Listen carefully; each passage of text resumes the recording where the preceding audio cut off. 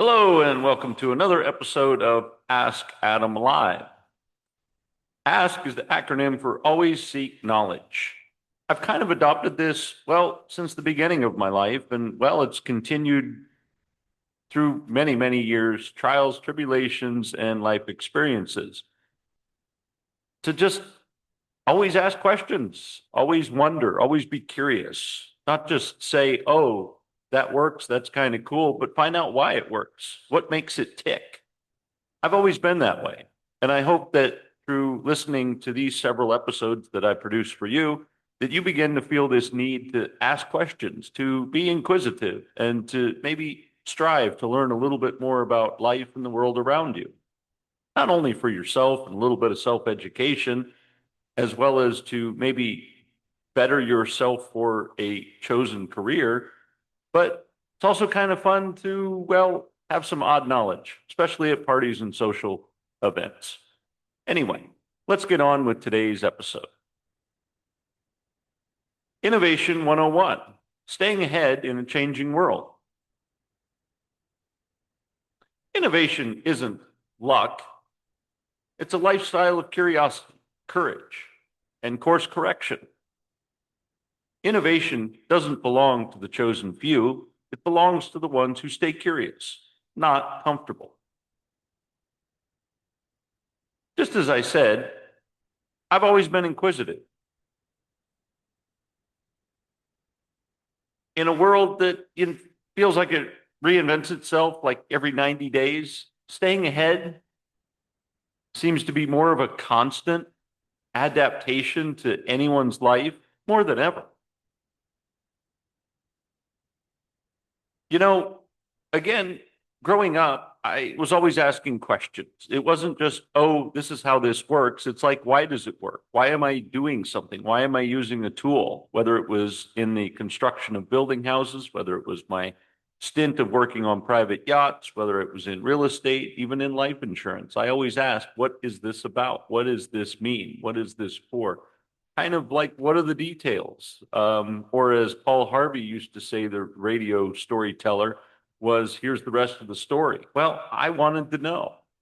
And having that mindset, which I hope that you adopt if you don't already have, is something that can help you to get through something that is maybe locked in your life, to help unprove something, to challenge yourself. I think it kind of puts you on the edge a little bit, on the safe edge, on the looking forward edge, if you will.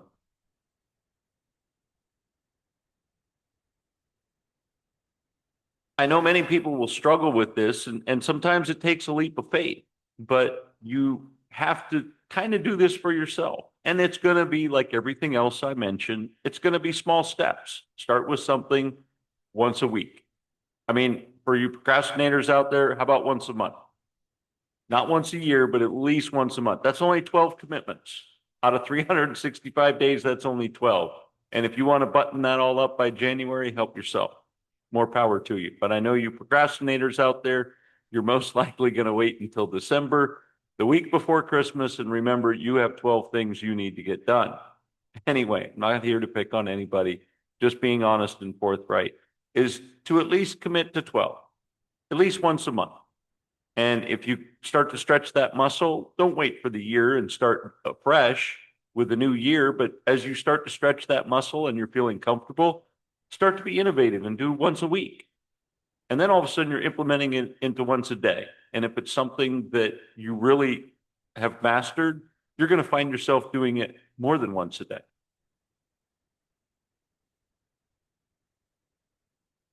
So in this episode, I'm going to break down what innovation really looks like in daily life, business, and your mindset, and how to lead with it instead of chasing it.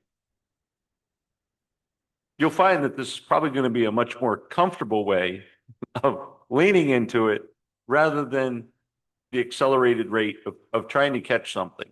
And I can share with you from personal experience that chasing something, I don't ever feel like you reach it.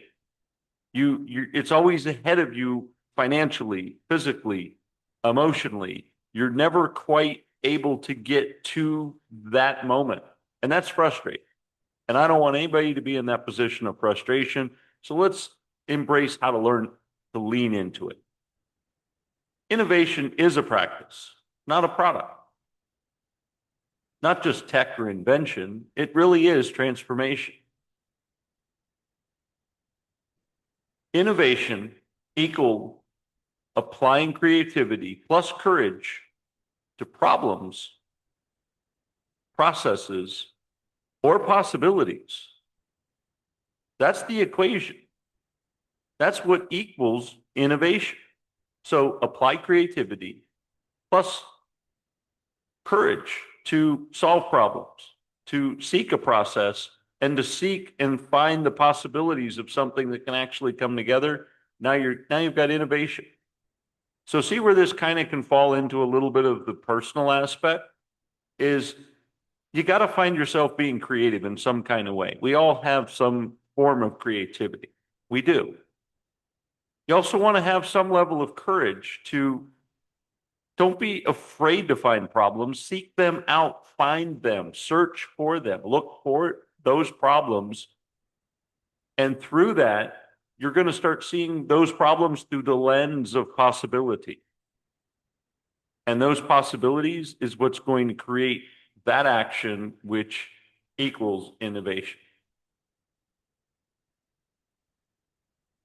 See, when we're dealing with neuroencoding, as I've spoke about many times, innovation lives in the pattern interruption.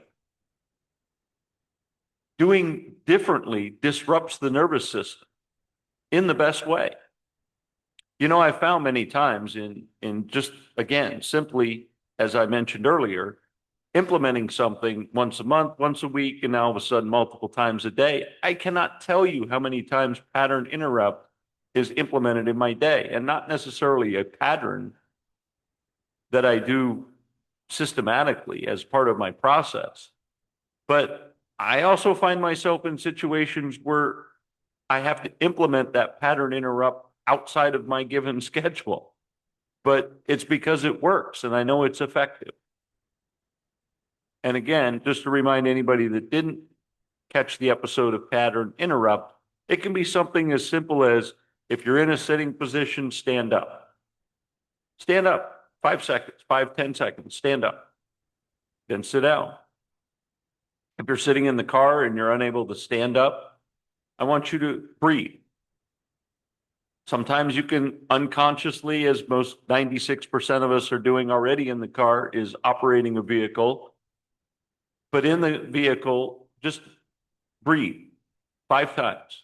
And kind of focus on breathing. I mean, focus on driving, but again, statistics say 96% of us are operating a machinery or vehicle subconsciously, so you're already not paying attention. I'm not giving you bad advice, but for a second, maybe at a traffic light, sit there and just breathe 5 times.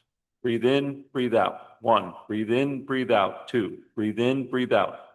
Before you know it, whatever it was that previous thought was, you've just interrupted the pattern, and now you've made way to maybe look at that problem from a different angle, to consider a process from a different perspective, or to even see a possibility you weren't recognizing earlier because you were distracted while you were driving. So pattern interrupt is one of the things you can certainly implement continuously. And that's a really great way to start. Maybe if you kind of have scatterbrain and you can't really focus on one exact thing, work on pattern interrupt and don't put it off till December. Work on it now, because the faster and more that you implement that, the more it becomes, quite frankly, a habit. And then secondary, it becomes sort of a way of life, and then actually becomes almost your go-to tool in your toolbox. If it's always been done that way, it's your job to question it. Quite frankly, I've always questioned it. Again, always seek knowledge. And many times I've understood that that's the way something is done and it's the most effective way to do it. And then after I do it in practice, I agree, hey, it's pretty efficient. Or if I've done it anywhere from 10 to 50 to 100 times, I begin to implement different ways that I've kind of cut the proverbial corner. and found a faster method. And then I share that with someone and say, hey, here's a more efficient way to do something. And they're like, you know what? You're right.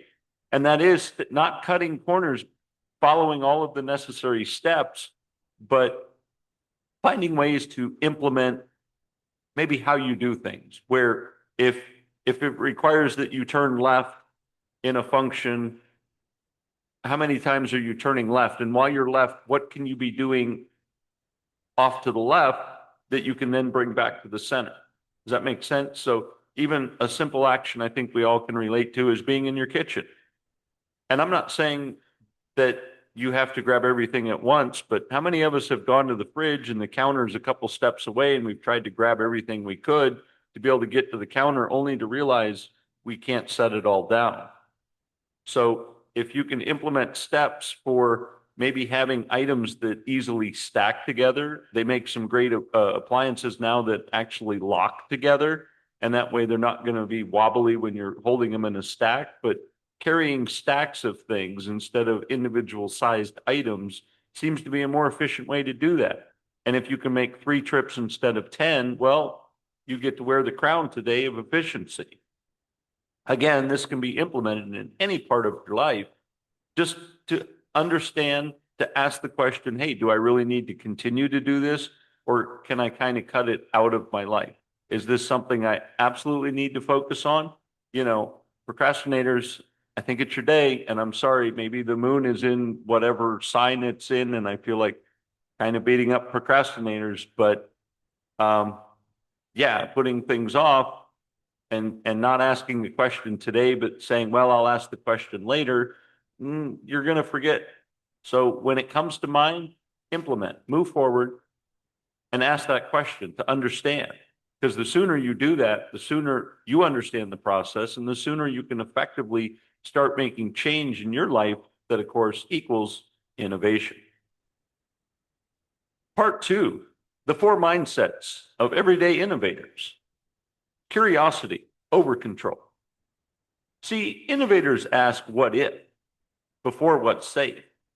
Now, I'm not saying you have to go out and do a lot of unsafe things to be an innovator and find out the perfect way to do something.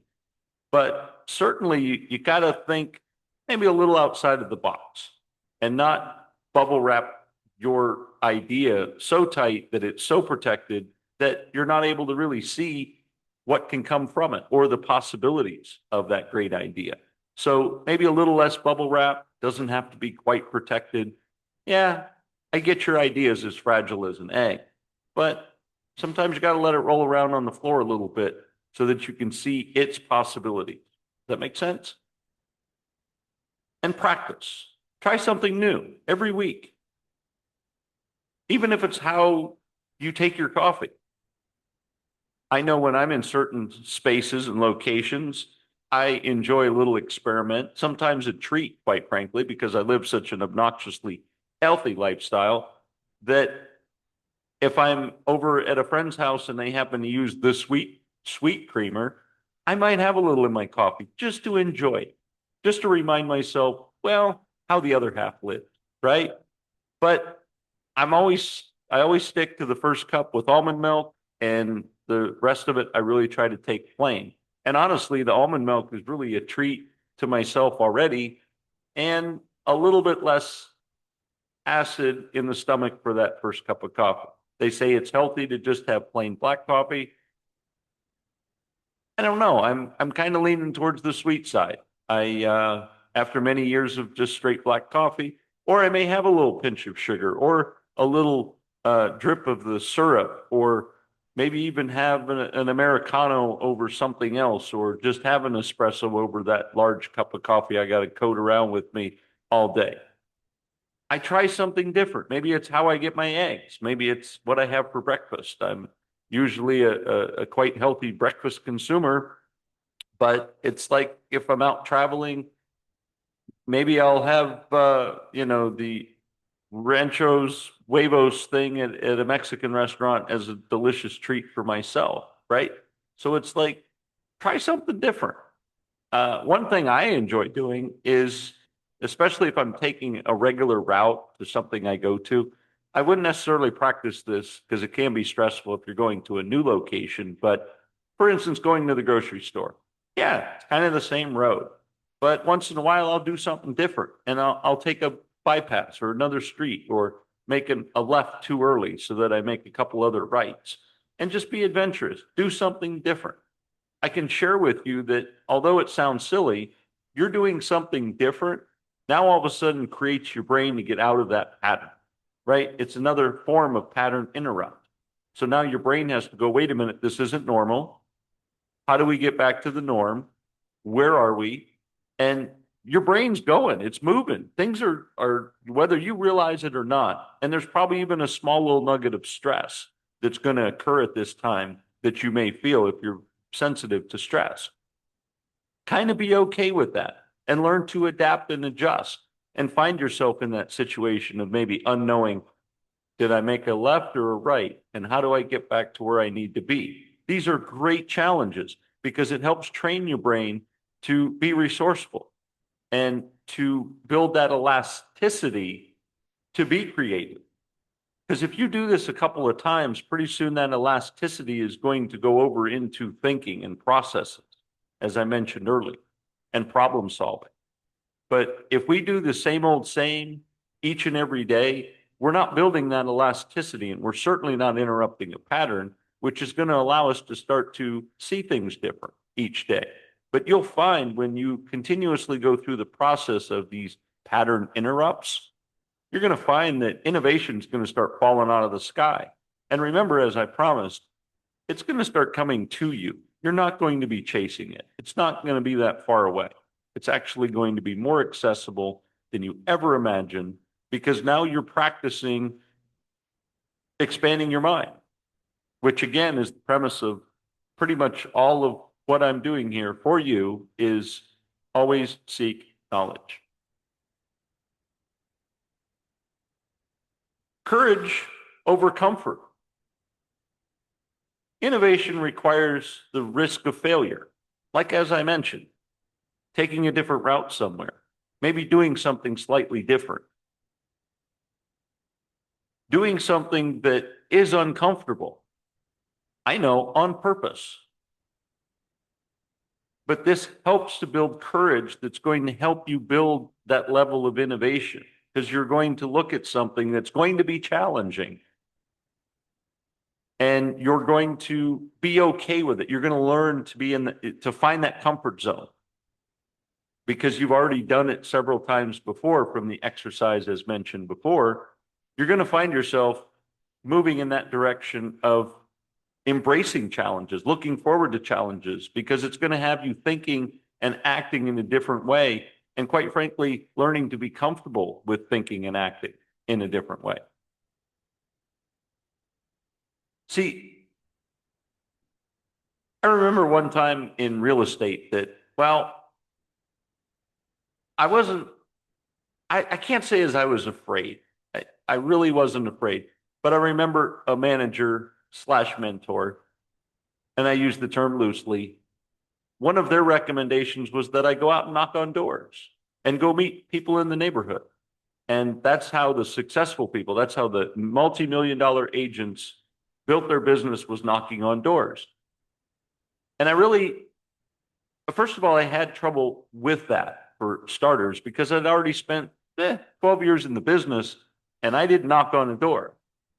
And I also didn't have the internet, but I learned to build a network of clientele through not only the brand I was supporting, but as well as just doing good business and working with people. And so it wasn't that I was afraid to knock on the door. I guess I kind of already knew innately that it wouldn't work. I don't know. Maybe it's my experience with people that sold pots and pans and the experience of people that sold the Kirby vacuums and back in the day when they sold the encyclopedias door to door and the Bible sales people and just everybody was selling stuff door to door. And I don't know. I always remember even as a kid experiencing that person coming and they went through their whole spiel only to have my parent just go, wow, that's great. We can't afford it. And I thought, man, that's kind of crushing because this person was here, spent some time, went through the exercise, showed us all these great features of something and the benefits of something, only to find out we couldn't afford it. And so I guess I kind of looked at that knocking on doors under that same premise with the regards to real estate.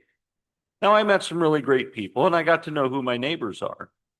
But I also got frustrated because, well, they already had an agent in their portfolio. They already had someone that they were talking to, and they already had pretty much made the solid decision that the only way they were leaving the house was feet first, meaning they weren't ever going to sell their home.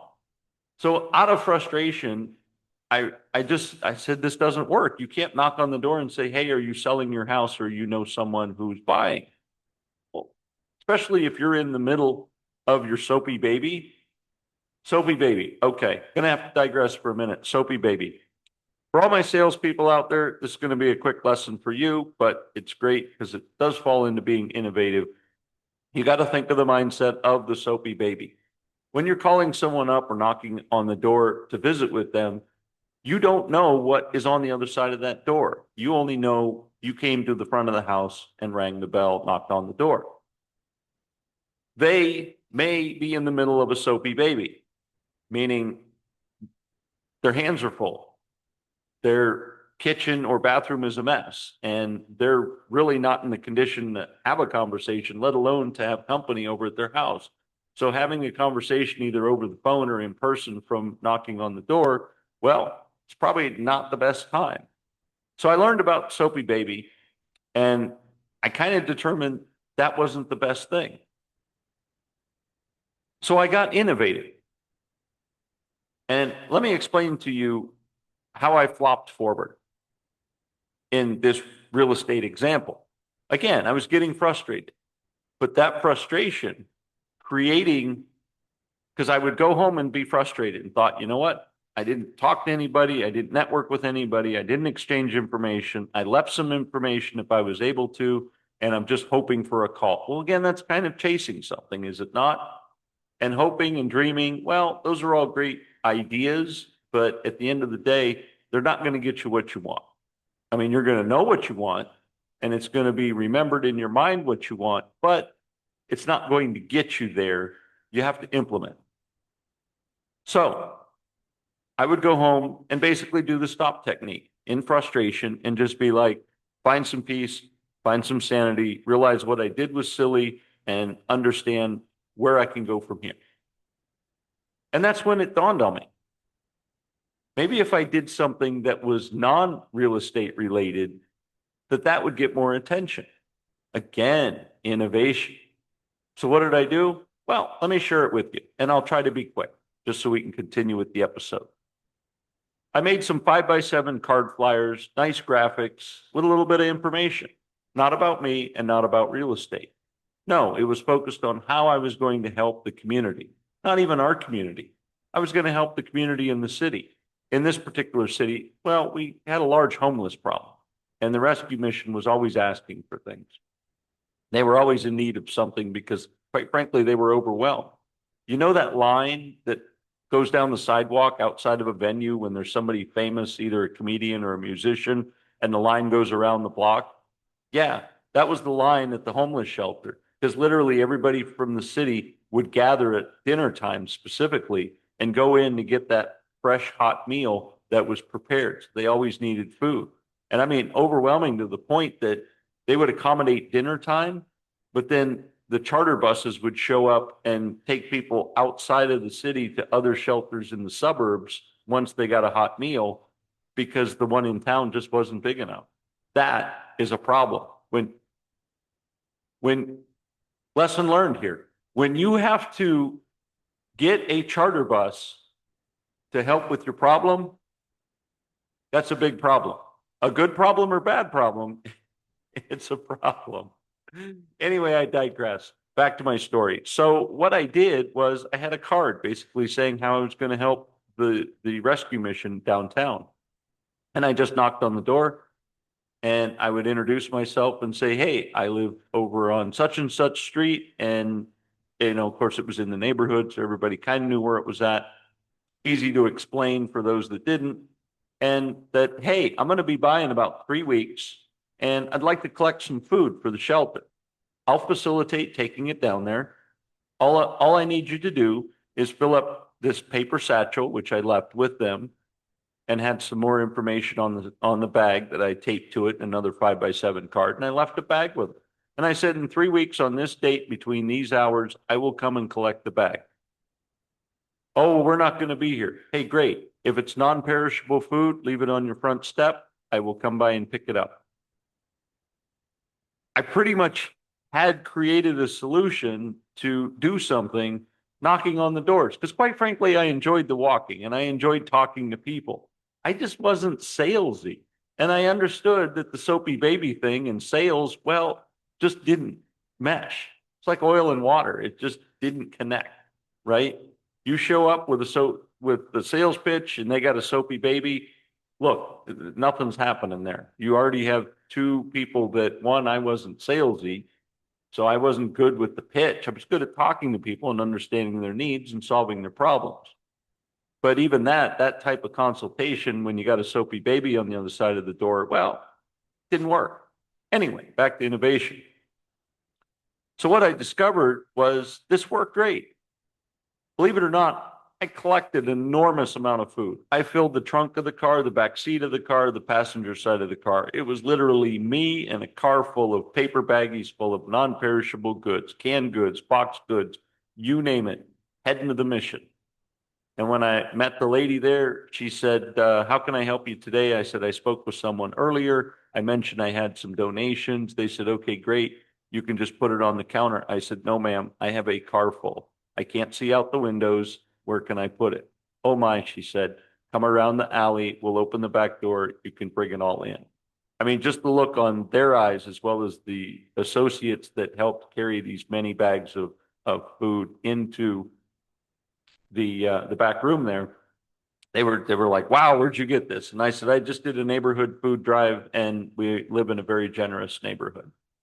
But see, that came from innovation and that came from stopping and forgetting that I'm going to sell something, forgetting the how or why I'm going to connect to people. It's more of how can I connect to people, not what for.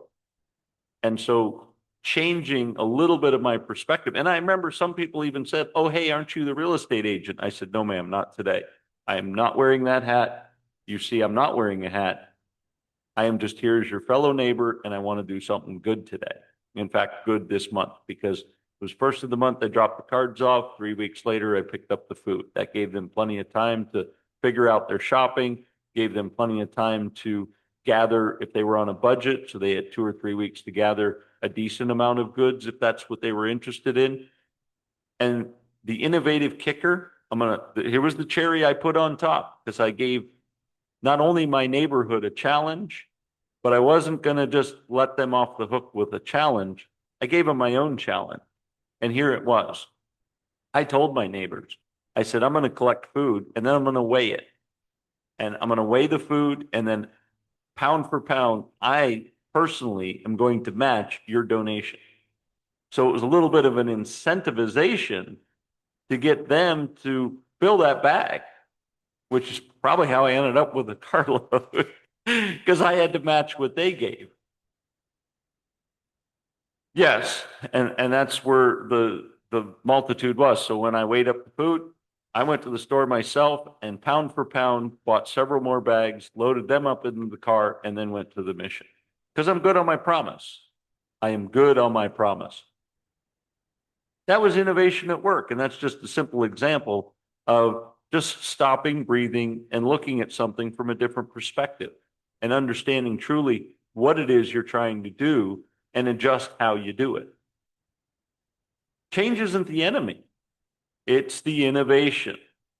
So how I changed that particular instance, that was my flexibility over familiarity. Are you attached to methods or committed to the mission?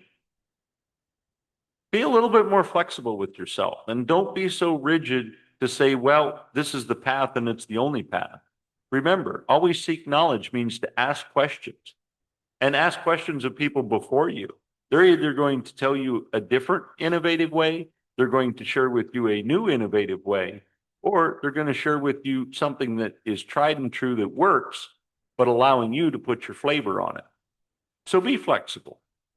And if it's a little, well, going back to the previous step, if it is a little uncomfortable, that's just a muscle. Just a muscle you have to break in. You know, when you go to the gym, you work out, you're sore, right? Those are the tearing of the muscles. Then a couple days later, they heal, you feel like $100, right? Well, then you go back to the gym, you work out some more, not necessarily as painful, but slightly painful. Guess what? You tore the muscles again. They heal, they get bigger, they get stronger. When you tear them, they heal, they get bigger, they get stronger.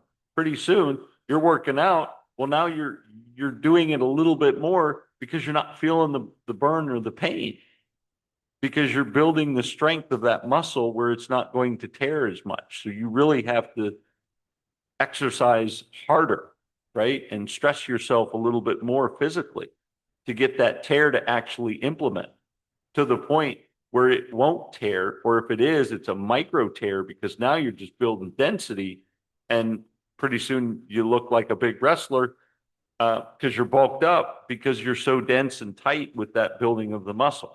See how that works?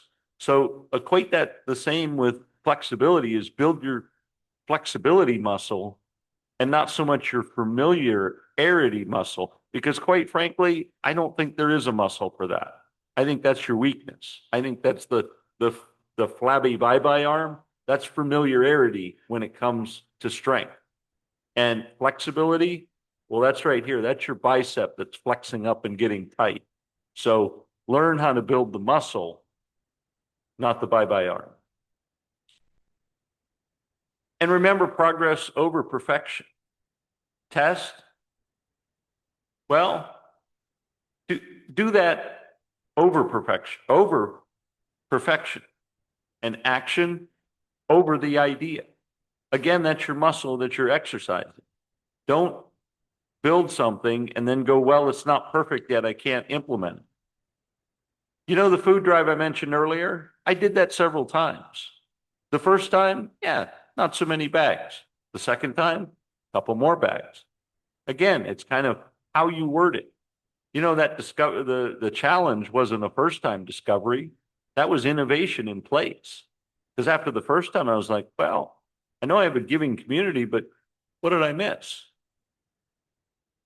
I also implemented through that was the challenge, but I also implemented, hey, I'm going to be flexible and not be so rigid to say, here's 2 different times that you can leave your food on the porch and I'll come collect it. So being flexible, implementing a challenge, which was my flexibility again, and then testing something such as 2 different times. Because maybe it wasn't convenient for somebody to leave food in the evening or leave food on a Friday, that Saturday morning was better. Maybe they were going to be gone. You know, I tried that flexibility. And it was also part of my introduction language where I would say, hey, this date, is that going to work for you to pick up, or is there another convenient time? I think there was maybe 2 people on the last time that I did that reached out and said, you know what, these 2 days I'm out of town, but if you can come back on Monday, that would be great because I'd still love to give. So implementing those options throughout this process was me being flexible and me being creative and being innovative to say, hey, you know, I didn't like the result, so how do I make it better? And again, implementing the stop technique where I would not get hung up on, well, I only collected so many bags this time, this was a failure and gave up. No, I said, how can I get more bags in the car? Because I had plenty of bags. I'd buy them by the bundle. I had 200 bags that come in a bundle, and I had several bundles. So it wasn't a bag shortage, and it wasn't a neighborhood shortage. In fact, I only worked kind of a quarter of the neighborhood. I could have done much better working the whole neighborhood. But again, it was sort of a growing thing where I started my corner and I was working my way out. And then when the last one, which was over abundant with food, I think the next scale was probably going to be a truck because it just wouldn't fit in the car if I was to go out of that quarter of the neighborhood. So see, I was building that flexibility to do something. That is innovation at work. That is things happening. Innovation happens in the moment, not in meetings. So get out and do some action. And through that action, again, walking on a beautiful day, knocking on doors and talking to people was where I would begin to come with these ideas and thoughts. Hey, what if I implemented a challenge? You know, it's the marketing people will agree with me, but it was the market talking to me. It was people that I was interacting with. It was my action that then was creating the performance by which I was acting upon. So get out and act, take the feedback, have some stop techniques through the process to allow creativity to fall in play and do your thing. You can do that same thing anywhere in the world, any way you want to do it. I'm almost certain it'll work. But if you don't go out and do it, you're not going to get any feedback to figure out maybe how to do it better than I did. I'm just giving you a kind of real life example. And you could do this in any business. If you're a roofer, go out and do it. And then the sidebar is that you send a thank you card to say thank you for your contribution. Here was the total amount that we received. Here's the amount that I matched. And here's where it was given. I want to thank you for your patronage, your gift, and your time. And by the way, if there's anything I can do for you, here's where you can reach me. You know, some people even forgot what it was I did. But if you go back to the beginning, that was part of my innovation, was to get the who I was out of it and just that I was somebody doing something. And quite frankly, I did acquire some admiration from fellow neighbors just by being the food guy. And I might not ever sell their house, but that really wasn't the point when it really came down to it. Innovation came from I wanted to do something that helped me feel good. Part 3, practical tools for staying ahead. Honestly, if the previous mentioned thing doesn't work for you, well, there's probably a couple other things we could get into and talk about, but certainly that's one way to get ahead, because not everybody's going to be flexible and do that and put towards the time of knocking on the door, collecting the bags, delivering the bags, having the conversations, having a flexible schedule, and or flexing themselves to challenge to do something greater. Not everybody's going to do that. So that's one way you could honestly get ahead of your competition, because they're not all going to do it. They're too busy just trying to make the sale or to do what they're doing in business. I mean, how many times have you had, well, even the Girl Scout cookies, for example, and not to beat up on them, but it's like a once a year thing. And I get that's a little of the marketing, is that it's a rarity. But it's like, how many people in August are just really hungry for a Girl Scout cookie and you don't have them? Well, that's what you're kind of remembered for. And it's the same like the candy bars, the fundraising candy bars. It's like, man, that was a really good candy bar. Where's that kid with the dollar candy bar? Well, you only saw him so he could get his soccer uniform and then he's done. I'd like to see that kid a couple times a year, because there's times I'd like that really good chocolate bar they sold, but you can't get it. So that's another way to be innovative, is be consistent. And when you find something that works like that, keep working it and keep building it, just like I did. Over several years, I became the community food guy, almost to the point where somebody else gave it a try and they said, oh no, we give to this guy. So you can be that person and you can create that position in yourself. And even if you do it just to feel good, I mean, do it for a summer job. Kids out there, get yourself started in networking and learning how to do things and implementing using people. And even if you can't drive yet, get mom and dad to fill their car up with food and take it to the mission. That is a huge way to start building your character, building flexibility. You're never too young to do this. Start implementing and networking with people that have resources that can help you out. And you can do great things. And by doing great things is a little bit of a stop technique in itself, because as you're feeling good and you have this just euphoria and this just exaltation of gratitude within you, That is where ideas come to your mind. That is where you get the tingle in your back and the sensation and the idea that things are possible, and you begin to be creative. And before you know it, you got a light bulb and, and your, all of your failures just fall in the clouds and they're gone because you have something that is magical.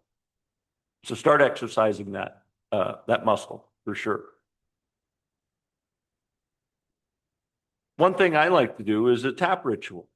Block 15 minutes weekly to explore what's new in your field or outside of it for that matter. Ask, how could this apply to what I do? You know, when this TikTok thing came out, right? And I know it's probably been a couple of years, if not, well, from the date of this recording, it's been a couple of years, and people have implemented it to different things, whether you're at home with a lot of spare time and so you do dance routines, whether you're a dance team that likes to do your routines and you happen to do them on video, and then all of a sudden it's like, well, hey, we can share them with the world to share what we do, and or even just some goofy things that you do around the house to your family and friends, and you publish that for some comedy relief. People have implemented that tool in so many different ways. What is it that you can do, and what tools are currently out there, or what is the tool you're missing, and how can you create that tool? And again, networking. If you don't have a car to deliver the goods, such as collecting food kids, find someone who has what you need to utilize, and then kind of barter with them. Hey, can I use your computer if I cut your grass? You know, can I have a couple hours on a machine, or just exchange time and labor for money? And it doesn't even have to be currency. It's just, hey, if I do this, will you allow me to do that? And by doing that, you're going to have the use of tools you might not be able to until you can build up to having those tools. Create versus the consume ratio. Spend at least 30% of your learning time building something, not just watching, reading, and scrolling. Yeah, social media is great, but if all you're doing is looking at pictures and laughing and crying and feeling good or feeling bad, hey, it's not for you. If you're listening to this episode, I feel like you're learning something, so it's time well spent. But if all you're doing is just learning and smiling and saying, hey, those are really great ideas, maybe one day I'll get to it, well, now I really kind of feel bad that I'm not helping you build something, or at least creating that spark which makes the forest fire, which is your big idea. So at least 30 minutes of learning time, and consider building something. And if you get yourself distracted, again, as mentioned earlier, the stop technique works every time. If you find yourself just doom scrolling, put your phone down and stand up. Go walk out of the room, walk back in, sit down. Now you got a new idea. Or at least you're back to the original idea, which is what you sat down to look up. If you're at your computer, you know, sit down and focus. Don't even open up social media. I don't have social media on my computer. I have it on my phone. And it's the few times where I actually sit down, whether I'm riding in a car or in the waiting room of an appointment, I'll scroll social media, but that's kind of about it. I don't have it on my desktop because when I'm at my desk, I am doing work. I don't have social media in the studio, although I'd like some live feedback. I'm focused on doing something. You need to be in that same mindset. So, and be creative. And when you get ideas, sketch them down and write them down, because they're going to start coming to you so fast and so quick, and just start to pile on each other, that if you're not writing them down and or at least implementing them and getting to them in a creative measure, well, then it's kind of just, well, like a snowflake. It looks pretty when it falls, and when it warms up, it dies. And those are all of your ideas that could build something. So instead of building a snowman, it's going to melt, because you're not building you're not building your snowflakes into the big idea. Consider reverse thinking. I enjoy this exercise because I've found that if I flip something upside down, similar to like the knocking on doors, it was like, well, what if I knocked on doors for another reason it wasn't the main reason, how would that play out? And I still kind of did what my mentor told me, which was knocking on doors. It just wasn't directly to sales. So by flipping that around, looking at it from complete opposite direction, see how it started to implement into something that was more creative from a different angle and wasn't so salesy, as well as it gave me several opportunities to talk to people, even if they did have a soapy baby. It was a short conversation. And when you have several of those throughout several years, well, now you're building relationships and camaraderie. Now, I know you're saying, hey, maybe I'm in a rural area and I can't just go out and knock on doors. Well, I'm not saying that. I'm saying be creative with reaching out to people, like reaching out to people that are asking for something, but come to them in a different way than just saying, hey, I'm here with this and this is what you said you wanted. Come at them with a little gentler touch, with a different perspective. That is innovation. And cater that to whatever it is that you're building, whether it's a business or a service. You know, one of the things that I share in my speaking thing is you come to people with problems and you relate to them with a problem, with a story of that problem. Hey, do you know when this happens and it's kind of frustrating and you really wish there was another way to do it? Well, hey, I can come to you and have that thing. But if you just say, hey, I've got this thing, you're probably going to need it now or later, so you might as well get it now. Well, that nobody wants to hear that. But if you come with a story that someone can relate to, that says, hey, did you ever notice how you feel this way when this happens? Yeah, I've been there too. And this is how you can see how that's a different approach and implement that in whatever business or network or whatever it is that you're getting into. This is part of innovation. And you'll find that as you do that, that creative curve starts to widen. And now you're coming from a completely different approach where all of a sudden through your creativity that you've implemented, people will say to you, hey, you know what? I'm having this problem and I'm not really sure how to go about it, or I'm not really sure who I would see to fix it. Light bulb, you're the one that can fix it. See how that just came to you? Indirectly came to you like a magnet. That is how implementing an innovation keeps you ahead of the curve, is by kind of broadening that indirect approach. That is what will spark the more innovation widens that curve that in the end creates sales. And that's happened several times with different businesses that I've been into.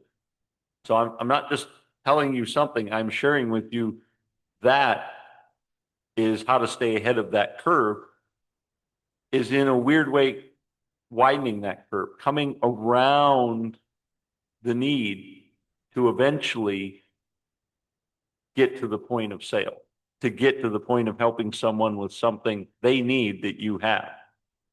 But if you just go, hey, here, I've got it, come get it, they're more likely going to run away from you. And we already talked earlier that you don't want to chase things.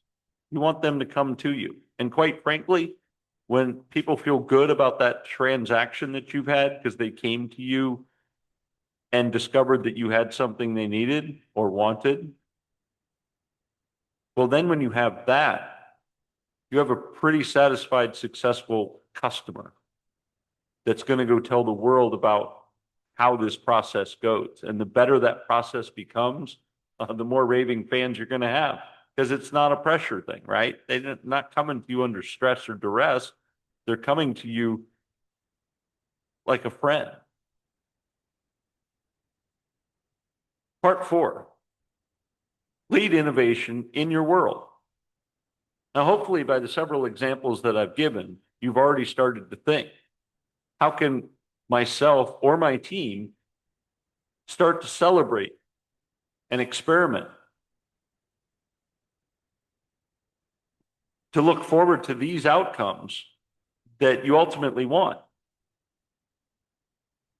And maybe if you have a team, build that innovation space, an hour a week where no ideas are off limits. A whiteboard, I think they call it sometimes, whiteboarding, and just like sketch stuff. Or if you don't have that hour, I have a whiteboard here at the studio. And when I just think of something, I write it down. And I'll walk by the whiteboard several times a day, several weeks, even months. And then I'm like, hey, maybe I can focus on that today.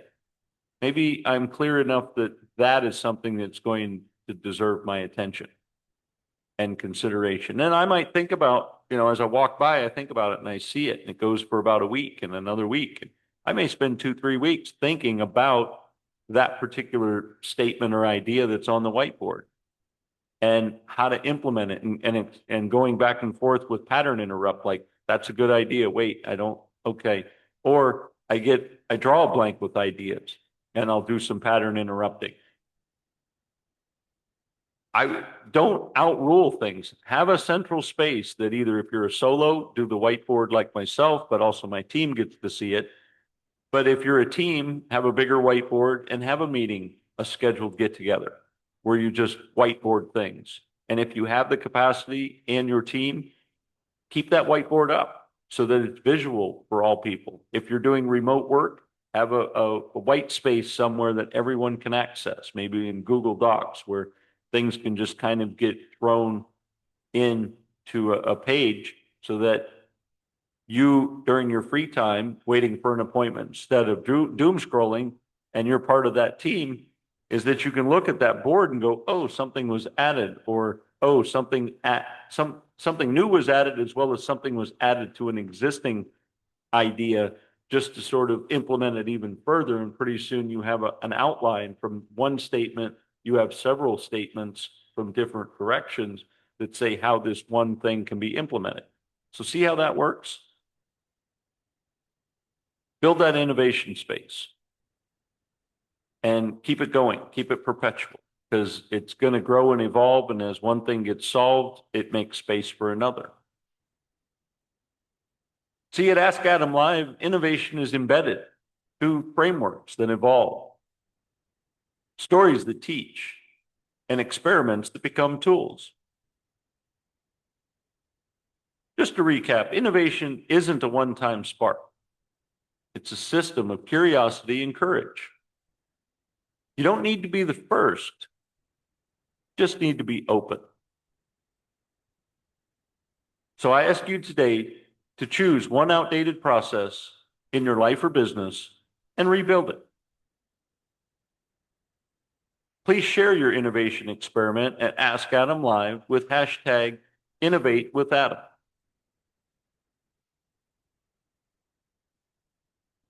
In a changing world, staying ahead isn't about being faster, it's about being braver.